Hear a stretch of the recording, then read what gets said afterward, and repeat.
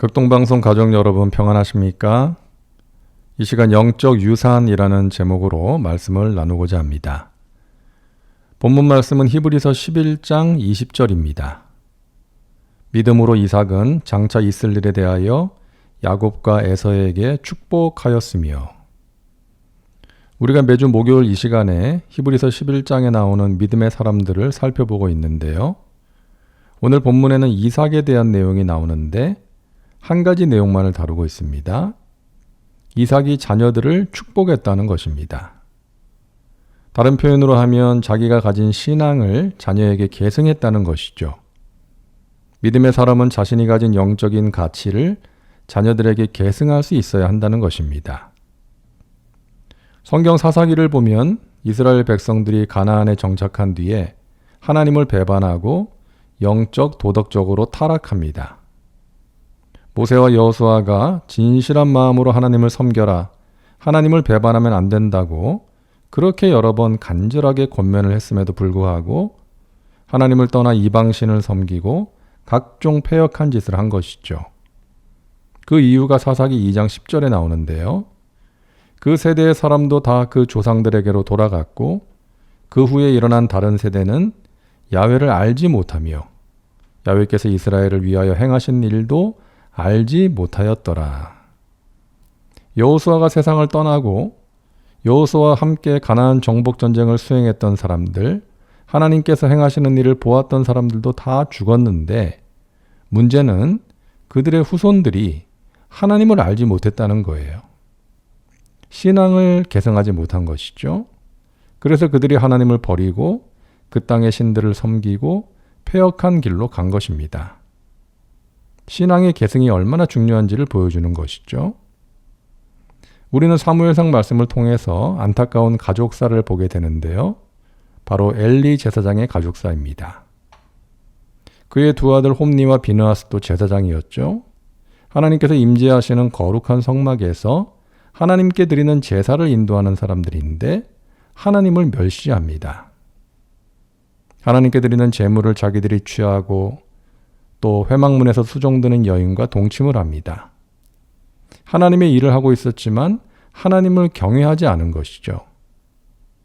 엘리가 그 사실을 알고 너희가 어쩌자고 그런 짓을 하느냐? 하나님께 죄를 지으면 안 된다라고 했지만 그들은 아버지의 말을 듣지 않았죠. 엘리는 제사장이었지만 자녀들에게 영적인 가치를 계승하지 못한 것입니다. 훈육을 게을리했고 삶으로 본을 보이지 못한 것이죠. 그 결과 그들이 하나님의 심판을 피할 수 없었던 것입니다. 사랑하는 여러분, 여러분의 자녀들에게 그 무엇보다도 신앙의 유산을 꼭 물려주시기 바랍니다. 다른 것은 물려주지 못해도 하나님을 알고 하나님과 동행하는 영적인 가치, 신앙의 유산은 꼭 물려주시기 바랍니다. 우리가 자녀들에게 물려주어야 할 영적인 유산, 첫째는 믿음의 유산입니다. 하나님께서 아브라함의 믿음을 테스트하십니다. 100세에 얻은 귀한 아들 이삭을 제물로 바치라는 것이죠. 정말 어려운 테스트였고 순종하기 힘든 말씀이었죠. 그런데 아브라함은 순종합니다. 아들을 데리고 모리아산에 올라가서 제물로 드립니다. 하나님의 테스트를 통과한 것이죠. 하나님께서 이삭 대신에 제물로 드릴 양을 예비해 놓으셨습니다. 너가 나를 사랑하는 것을 이제 내가 아노라. 자, 그때 이삭이 아버지를 보면서 어떤 생각을 했을까요? 무정한 아버지, 나를 죽이려고 했던 나쁜 아버지, 그러지 않았겠죠? 아버지는 하나님의 말씀을 생명처럼 여기시는구나. 무슨 일이 있어도 말씀을 지키려고 노력하는 분이구나. 나도 아버지처럼 살아야겠다. 그럴 때 하나님이 기뻐하시고 복을 주시는구나. 마음에 새겼을 것입니다. 만약 이삭에게 당신의 아버지는 어떤 분이었습니까? 라고 묻는다면 우리 아버지는 말씀에 순종하는 믿음의 사람이었습니다. 라고 대답을 했을 것 같습니다. 둘째, 기도의 유산을 물려주어야 합니다. 사랑하는 아들아, 딸아, 너가 가진 것으로 사는 게 아니야. 눈에 보이는 게 전부가 아니야. 하나님께서 공급해 주시는 것으로 사는 거야. 우리는 은혜가 없이는 살 수 없어. 이것을 가르쳐 주는 것입니다. 자녀에게 기도의 유산을 남긴 대표적인 성경의 인물이 한나죠. 자식이 없어서 눈물로 기도합니다. 우리가 경험하는 고통은 기도의 문을 여는 도구입니다. 한나는 마음이 아파서 기도합니다. 그 기도를 들으시고 아들을 주셨죠. 사무엘입니다.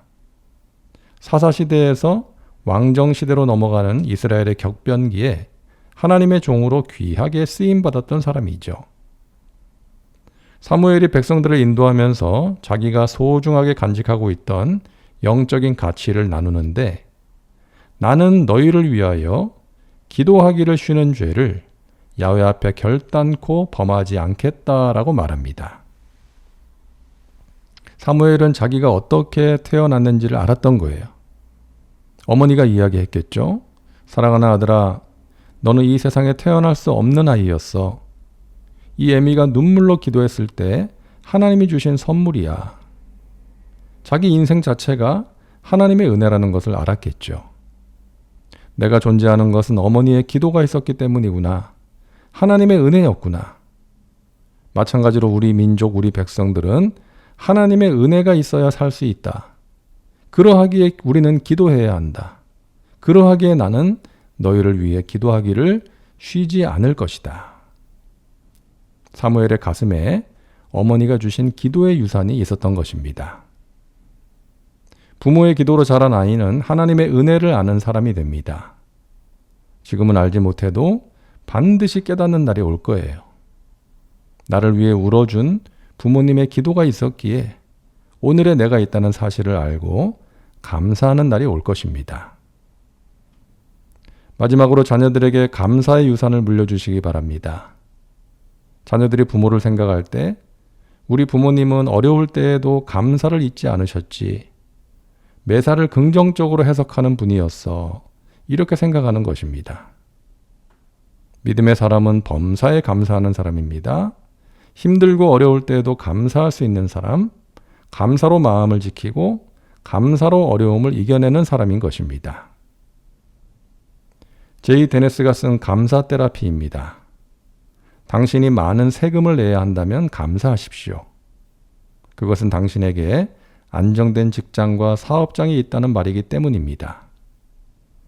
당신의 몸무게가 늘어 옷이 맞지 않는다면 감사하십시오. 그것은 당신에게 먹을 것이 넉넉하다는 증거이기 때문입니다. 세탁할 옷이 집안 구석에 쌓여 있거든 감사하십시오. 당신은 적어도 갈아입을 옷에 여유가 있는 인생을 살고 있다는 증거이기 때문입니다. 당신의 집에 대청소가 필요하고 문고리를 갈아야 하고 창문 틀을 갈아야 한다면 감사하십시오. 그것은 당신이 몸을 의탁할 집이 있음을 뜻하는 것입니다. 당신이 멀리라도 마침내 주차할 공간을 찾았다면 감사하십시오. 그것은 당신이 잠시라도 걸어서 운동할 수 있는 기회가 주어졌기 때문입니다. 당신에게 불평할 대통령이 있다면 감사하십시오. 그것은 당신이 언론의 자유가 보장된 나라에 살고 있다는 증거입니다. 교회에서 내 뒷자리에 앉아있는 어떤 분의 찬송이나 기도 소리가 귀에 거슬린다면 감사하십시오. 그것은 당신의 청각이 정상인 것을 의미하는 것입니다. 아침에 울리는 알람 소리가 괴롭게 들리거든 감사하십시오. 그것은 당신에게 일할 수 있는 새로운 하루가 밝았다는 것을 의미하는 것입니다. 해가 저물어 온몸이 나른하고 피곤하거든 감사하십시오. 그것은 당신이 오늘 하루를 생산적으로, 정상적으로, 창조적으로 살았다는 것입니다. 좋으신 하나님, 우리의 사랑하는 자녀들에게 영적인 가치, 신앙의 유산을 물려주게 하여 주옵소서. 말씀과 기도로 양육하고 삶과 신앙의 본을 보이게 하옵소서. 예수님의 이름으로 기도하옵나이다. 아멘.